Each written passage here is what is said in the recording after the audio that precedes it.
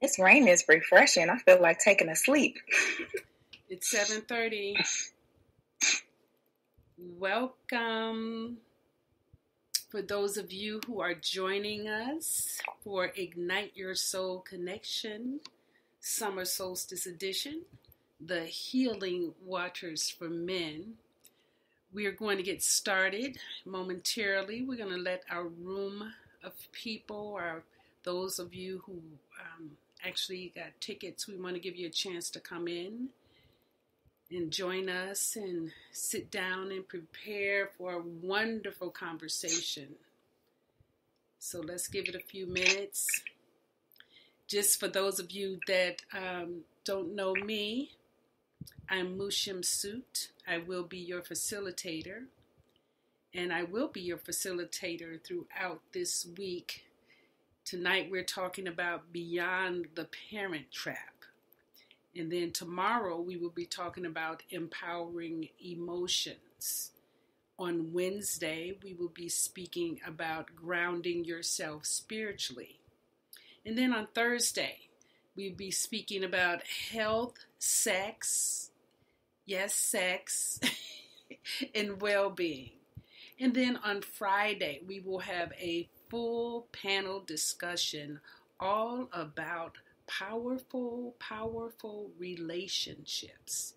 You will get a full panel of 6 or 7 of us sharing our insights, concerns, ideas, remedies, all of that. So we're hoping that you can join us for this full week. Let's let people come on in.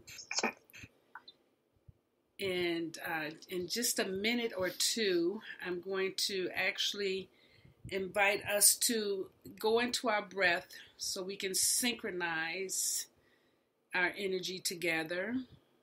We'll have an opportunity to be still, right?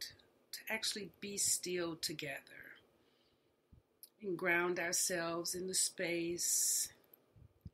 So if you could just go ahead and begin to make sure you can do that just in another minute at the 3-3 mark. Just want to give more people a chance to come in. And we are recording this. So if you have questions, please put those in the chat. And our producer, the wonderful Vicky Pulliam, will send them to me, and we will answer your questions as best we can. Right? Okay, so now, if you're driving, right, or lifting any heavy machinery, please do not participate in this part of the conversation. We're just going to do a short breathing exercise, and we're going to do this each day, just so we can be still and pull away from life, right? Pull back from all of the things going on. So if you can just sit still, and if you can sit erect so that your diaphragm is lifted, so that your chest is not sitting on your stomach. And I want you to exhale all of the air from your body, from your stomach. And we're going to breathe in and out through our nose. So breathe in and breathe deep into your belly. Breathing in and hold it. 2, 3, 4. And exhale through your nose. And allow any tension to release. Just like that. Let it go. Release. Relax your shoulders. And hold. 2, 3, 4. Breathe in. Exhale through your nose. Releasing, releasing, releasing. Letting go. Letting go. You're going to hold it. 2, 3, 4. Breathe in. Deeper. And hold. 2, 3, 4. And exhale. Slowly releasing, letting go, pushing in. Very good. Breathe in one more time.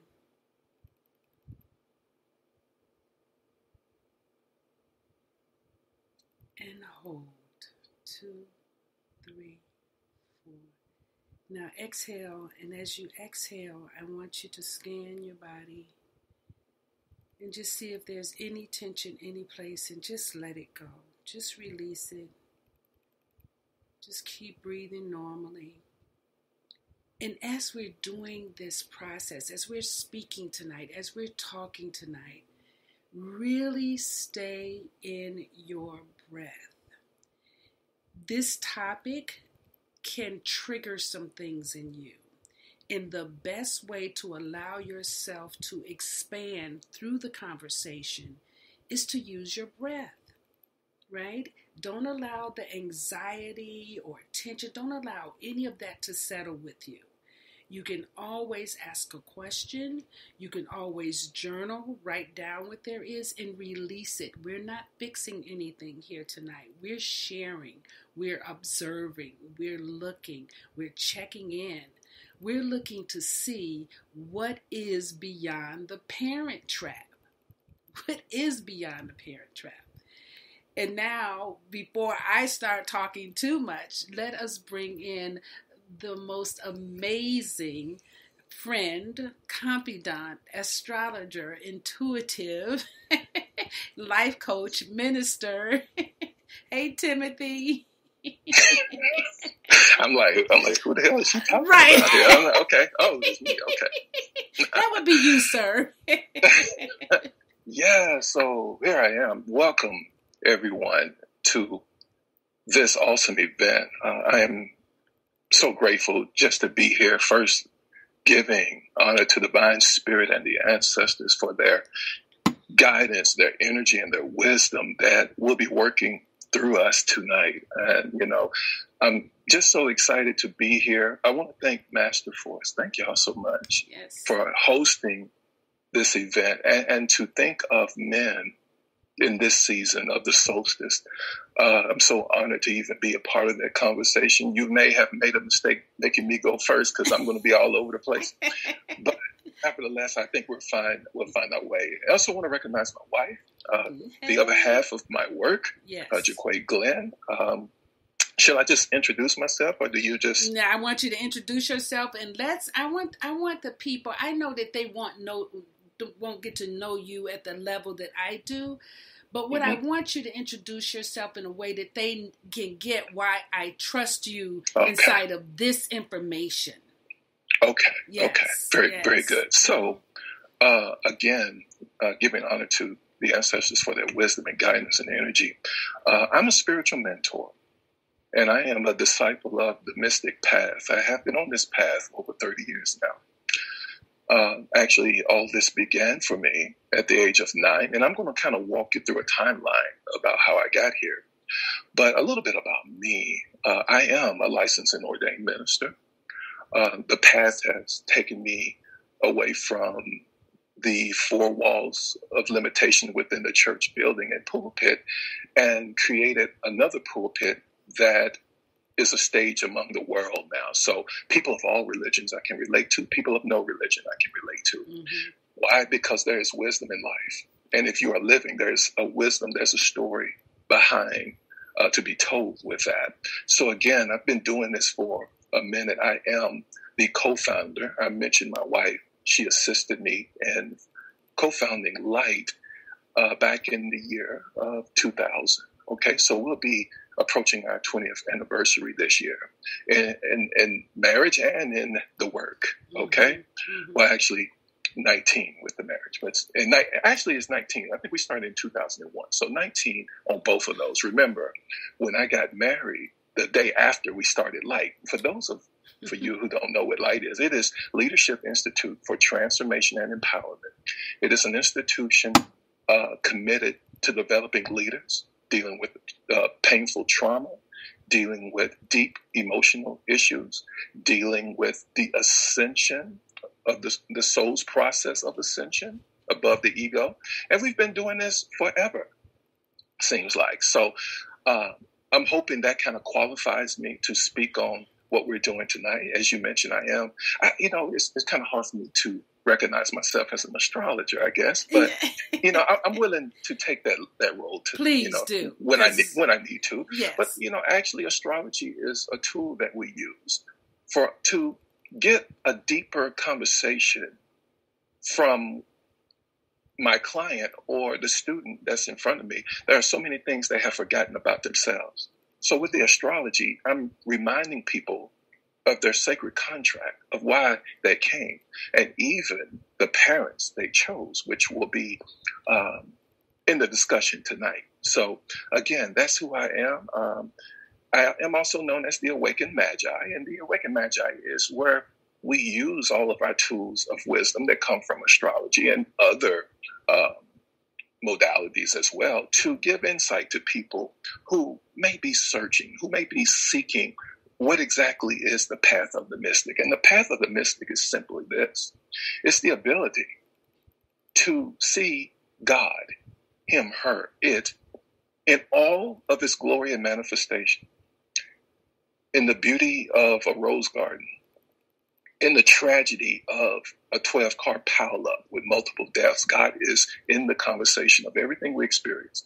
And the path of the mystic is to integrate the so-called good and the bad and integrate that into a meaningful experience that elevates us on a spiritual level.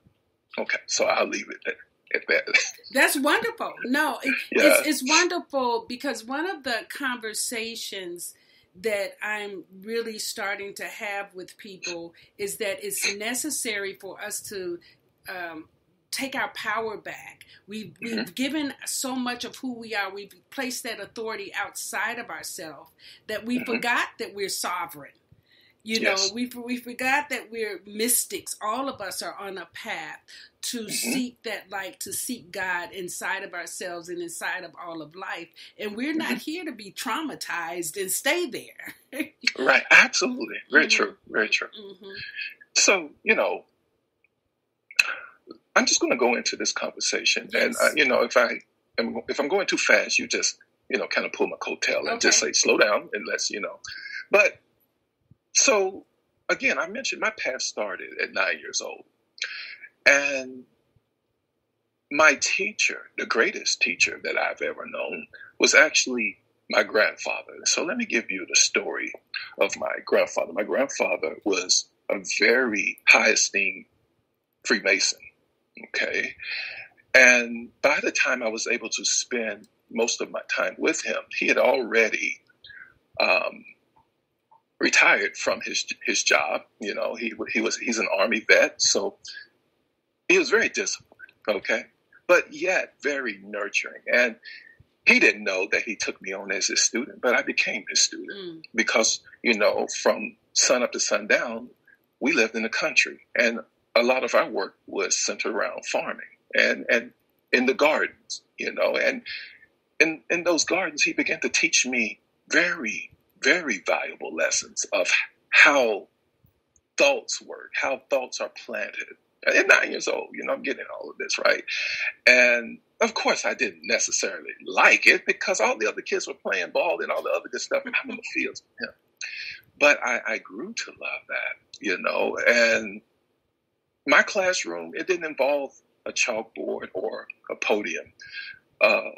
My classroom was the observation of his example of righteousness, his example of excellence, his example of being in touch with nature and in touch with God as one with nature. And I began to, just observe him in all of that. And there's so many things I've witnessed from him. Okay, I can remember watching, I believe at around 6 or 7 years old, my first solar eclipse. I saw it with him. It was that's back in either late 70s, early 80s. We had a solar eclipse that was crazy. And back then, they really didn't want you to look directly at the sun. Exactly. So we had to create this concoction from a box. Yes. Right? Yes. And angle that box at a specific time of the eclipse. Somehow he knew the exact time it was going down. And we were out there waiting on it. And sure enough, I could see the sun in that box. Wow. Okay. And I'm seeing it turn into that crescent, into the ring of fire, and back into the crescent. And he began to explain to me, he said, one day you'll know the mysteries of all of this. This is a man that, when we're out in the evening hours and he looks up at the moon and there's a ring around the moon. You may have seen that yourself. Yes. Well, when there's a ring around the moon, that lets us know that there is going to be a shift in weather. Mm-hmm. Okay. But he also let me know that there could also be a shift in your emotional states. You may feel angry. So he would talk to me about emotions when we looked at this ring around the moon. So I'm getting these lessons, right? All at 9 years old. And there are some things I saw in him that, and I'm going somewhere with this. So, so again, just bear with me. There's some things that I saw in him that I carried with me for the rest of my days. Like there is a lot of conversation about injustice and police brutality in this time.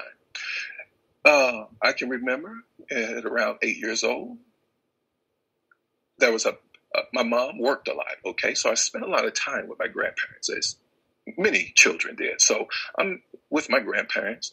I think actually my mom was out partying because this was on the weekend. I think so. My mom was out hanging out somewhere. Right. My grandparents around 1, 2 in the morning. There's a loud banging on the door.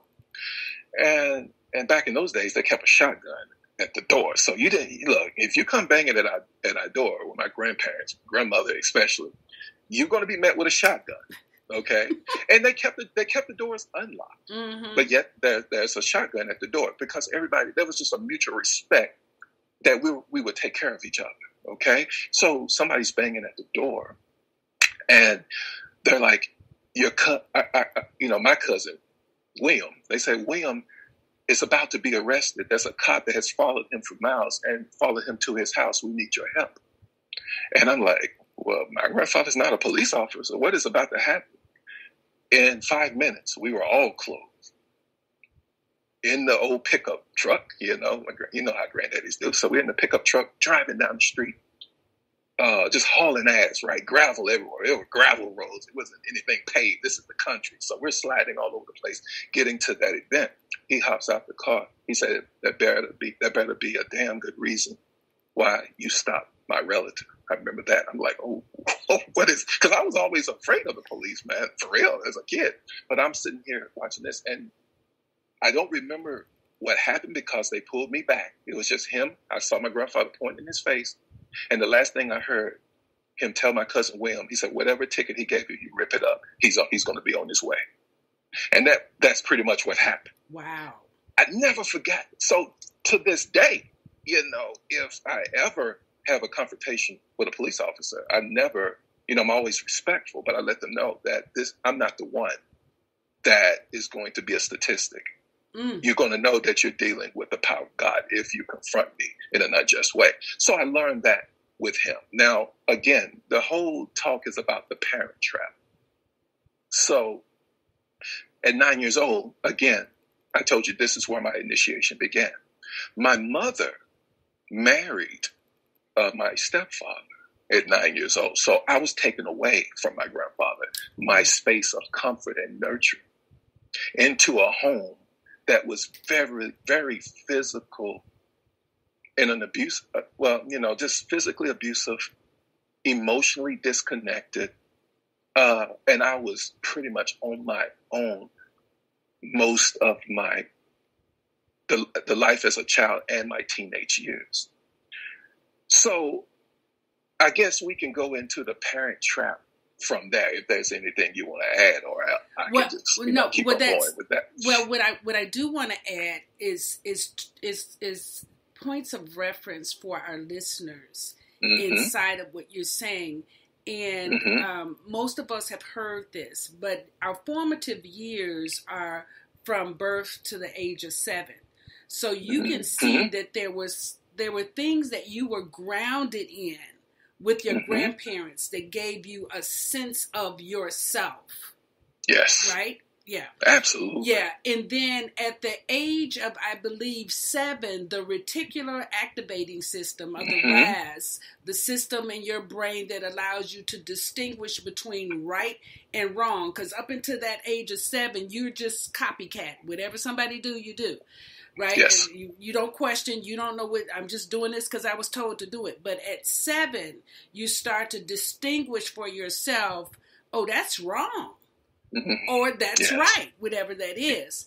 So now when you go into your relationship with your stepfather, you have a sense of self, right?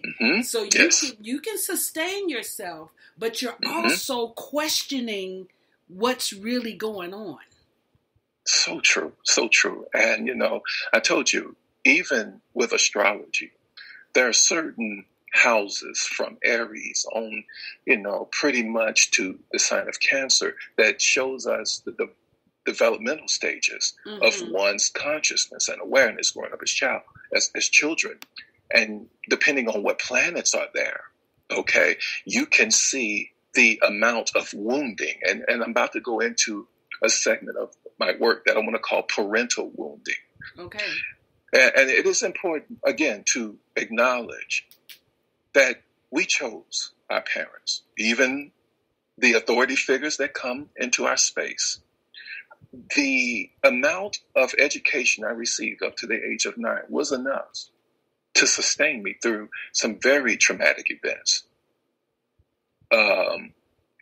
Physical abuse from the stepfather, emotional disconnection from my mother, and even sexual abuse from other relatives within the community that I thought were here to protect me.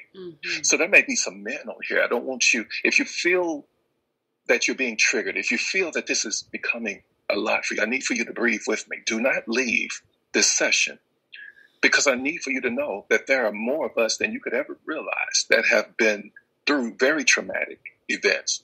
The idea is not to become enslaved or entrapped within those experiences to the point that we pass those things down to our babies, leaving them to do our ancestral work. Okay?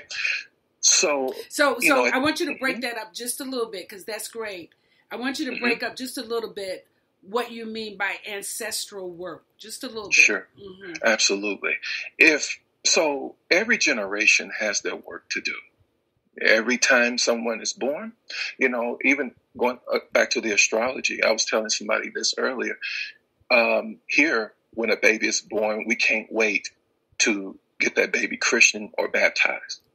In our Eastern culture, there was an astrologer on the scene at the time of birth. Why? Because whatever wisdom came from that astrologer, that's what we named the child, because this would remind the child of what they are to experience. So everybody has their own ancestral contracts to work through and clean up.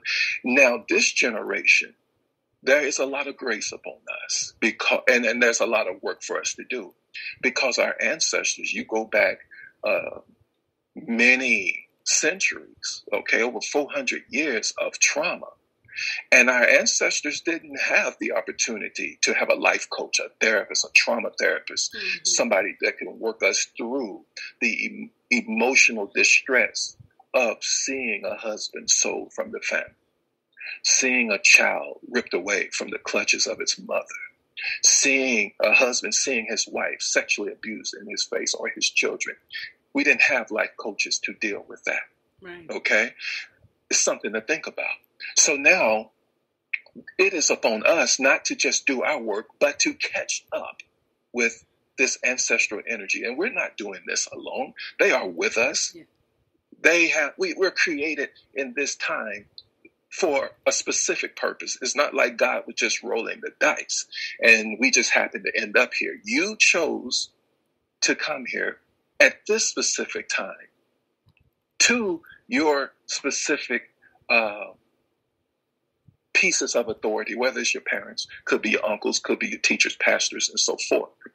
But again, that's what I mean by these ancestral legacies that have been carried down. We are in the process now of healing all of the dirt and damage that the United States and the country, all together in the world, if you think about it, has ignored up to this point. We may not all disagree on the strategy, but we can all bear witness and acknowledge that it is time to look at the pain for what it is and look at what it has done for us so that we can finally balance this energy and karma so that we don't pass it down to our sons and daughters only to repeat a sequence of trauma onto their children, okay? At some point, we got to put the brakes on this.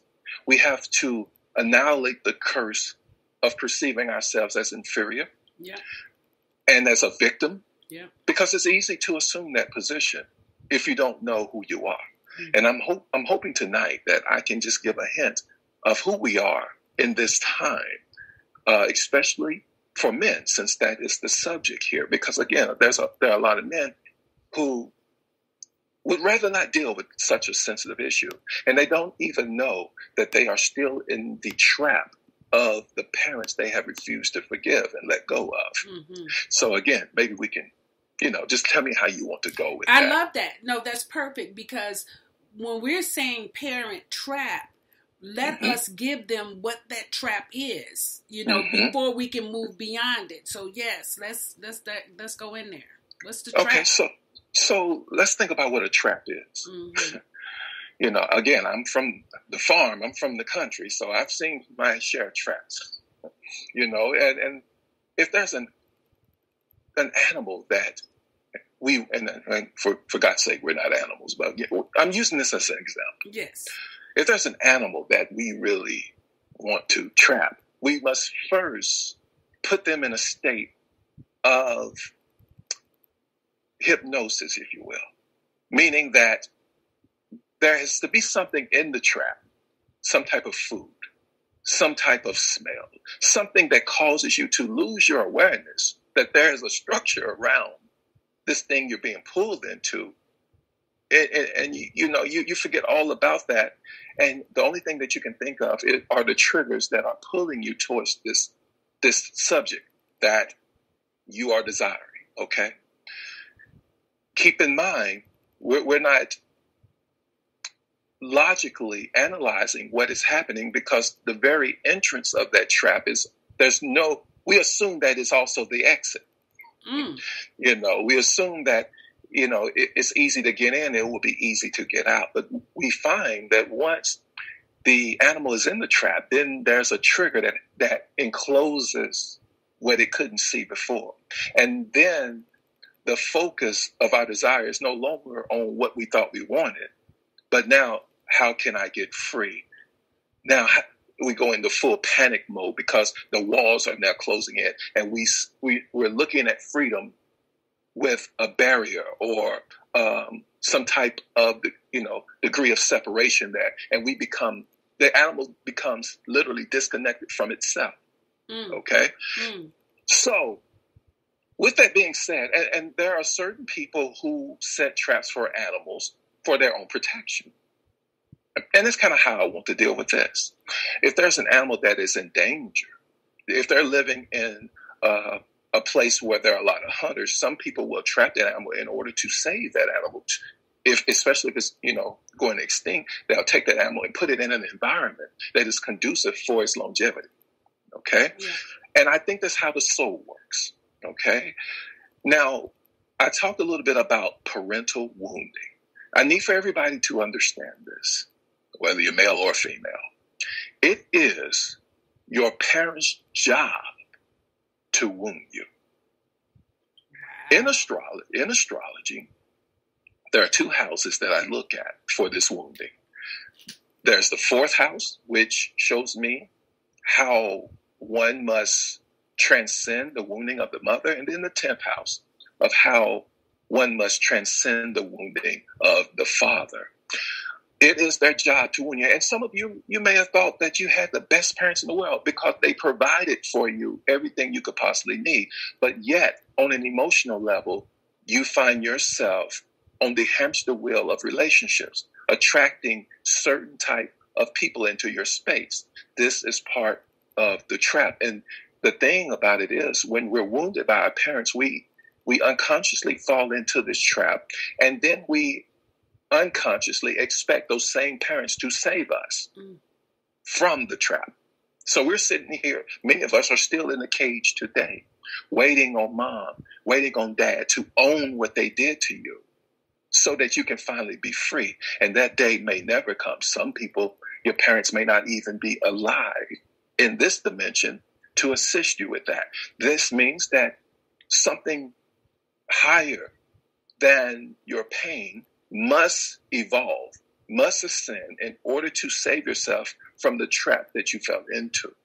Okay, so I'll just stop right there and let you speak on that. That's powerful. I mean, I don't think I ever heard that before. Maybe you said that before and I didn't let it register, but it's the parent's job to wound you. And I can really, really see that inside of the conversation of, in order for a child to be separated from the parent as a powerful adult, yes, they have to know that the parent themselves, like it stops here. Like I am my individual soul doing my work too. So I'm not here to make sure that you're going to be. Now, I can provide and make you safe and that, but yes, there's work that you have to do outside of me. So you have to like cut the, you see the bird, you see the mother kick the bird out, the baby bird out all the time. Yes. And she's looking at him, is he going to make it? He better flap them wings because I can't save him, Yes. and eventually he gets closer to the ground and start flap, furiously, right? So that is powerful. Yes. Again, when we're choosing our parents, we're not choosing them from a place in time, because in time, the only thing we really want is to enjoy life and be comfortable. Yes. We really don't want any pain or confrontation in life. We just want peace, and we just want to go along to get along. But when we choose our parents, trust me when I tell you, I can just even doing astrology, one thing I'm sure of is that we don't just choose parents that make us comfortable. We choose parents that increases our ability to align with our potential. And that means there has to be some dark elements transferred to the children. Now, it doesn't take a rocket scientist to look at a child that is not being fed, getting the crap beat out of them, to know that we have a problem here that needs to be fixed. Yeah. But what about the mother who gives the son everything that he wants? He never has to work for anything. Even when he has crossed boundaries in his life, the mother runs to rescue him from the karma or the energy that he's accumulated from his own experience. So she becomes his savior. Now, usually men, no matter if you were close or not to your mom or whatever, we still tend to gravitate towards the mother for men, and women towards their fathers. Hence the word daddy's girl, mama's boy. These are cliches, but these have relevance. And they're very relevant to the conversation we're having tonight. So with the mother, again, my PhD, is in psychology. When I was in seminary, I probably should have thrown that out, but hell, we'll get to it whenever it's needed. But in that, I began to study a lot of Carl Jung's work. Yeah. Carl Jung is a valuable inspiration to me. And one I also consider an ancestor. I have many ancestors of all ethnicities. It's kind of hard to explain because it's not about the skin I'm promoting. It's about the healing, right? Yeah. So I began to embody that work. And, there are mothers who really condition their sons to believe that the world is here to serve them. And they have no rights to be in a place of having to work for anything. That you deserve all these good things that come to you. You know, you don't have to invest in yourself. You don't have to do this inner work and healing. Just find you a mate that will take care of you. So many of their wives become mothers because of those irresponsible expectations that were planted by the mom. And she was the best mom in the world to him. Why? Because she gave him a place of comfort that he didn't have to do the work of initiation. Mm-hmm. Now, we'll talk more about initiation as we go on. But I did work with a lot of men and women who either did everything they could, well, mothers who did everything they could for their sons, or mothers who are actually emotionally disconnected, caused the men to begin to self-soothe or to soothe themselves unconsciously. Sometimes that could come off as multiple events of masturbation. The masturbation, that use of sex, gives them the ability to feel like they're in control of their life. And it takes care of the needs they actually wanted from their mother to nurture them. It takes that away, and they begin to embody that responsibility of what they didn't get as a child. I hope that's not too complex. I don't want to go too far. No, keep going. Keep going. That's yes. Keep going. Yes. So there are a lot of men who can't connect sexually to their mates because